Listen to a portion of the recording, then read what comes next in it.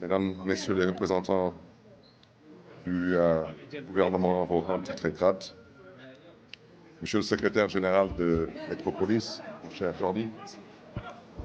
Mesdames, Messieurs Ah, les membres du bureau municipal, du conseil municipal de la ville de Dakar, Monsieur le secrétaire général de la ville, Monsieur le directeur de cabinet du maire de Dakar, chers amis, chers invités, en vos rangs, titres et grades respectifs, tout protocole observé, je suis très honoré de procéder au lancement officiel du projet MGET, qui, je le rappelle, est une initiative ambitieuse pour le renforcement de la résilience de la ville de Dakar face aux défis liés au changement climatique. Ce projet, d'une valeur de plus de 1,5 milliard de francs CFA, est rendu possible grâce au soutien précieux de l'Union européenne et de Métropolis. Mon cher Jordi, je vous remercie sincèrement pour cette belle et franche collaboration. Je remercie aussi toutes celles et tous ceux qui sont réellement impliqués pour la réalisation de ce projet. Je pense bien entendu à l'administration municipale et à tous les partenaires de la ville de Dakar, techniques comme financiers. Notre ville, Dakar, est confrontée à des défis majeurs. Sa vulnérabilité au changement climatique, conjuguée à une forte dépendance aux énergies fossiles, engendre des pénuries d'énergie fréquentes et cela se traduit souvent par des coûts élevés de l'électricité pour nos concitoyens. Cette situation n'est pas viable, car comme nous le savons tous, la maîtrise de l'énergie est une condition essentielle pour le développement économique et social. Sans une source d'énergie fiable, notre capacité à croître et à prospérer est fortement limitée. Face à ces enjeux, nous avons pris la décision de positionner Dakar en tant que modèle de vie global en matière d'efficacité énergétique et de réduction des émissions à gaz à effet de serre. Nous avons déjà adopté de nombreuses stratégies pour promouvoir les énergies renouvelables et amorcer une transition vers un avenir plus durable. Nous avons franchi des étapes importantes.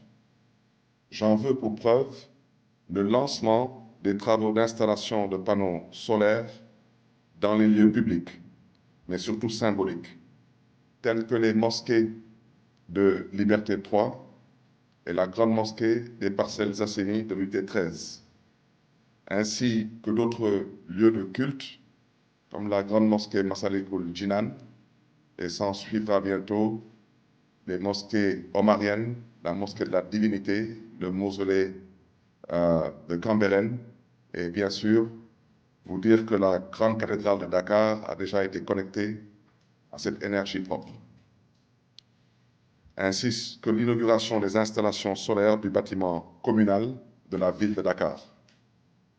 Ces efforts vont être amplifiés par l'installation de systèmes d'énergie propre dans d'autres bâtiments publics tels que le centre gériatrique de Ouakam ou des collèges et lycées de la ville de Dakar.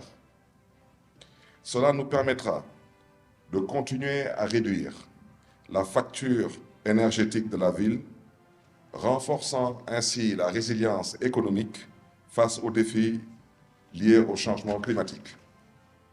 Mesdames, Messieurs, chers invités, ce projet inclut également une autre composante tout aussi importante, l'accompagnement des jeunes. Il s'agira d'impliquer cette frange de notre société dans la mise en œuvre des politiques énergétiques.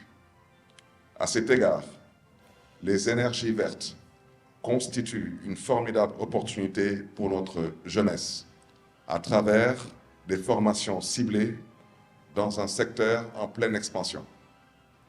En somme, le projet MGET s'inscrit pleinement dans la vision que je défends pour Dakar, celle d'une ville plus résiliente face aux chocs climatiques, plus compétitive économiquement et plus inclusive socialement.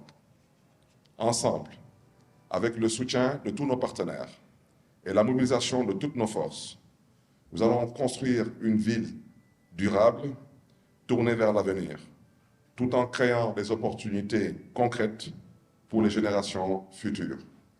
Mesdames, Messieurs, chers invités, je vous remercie de votre aimable attention et vous souhaite un plein succès dans vos travaux. Merci.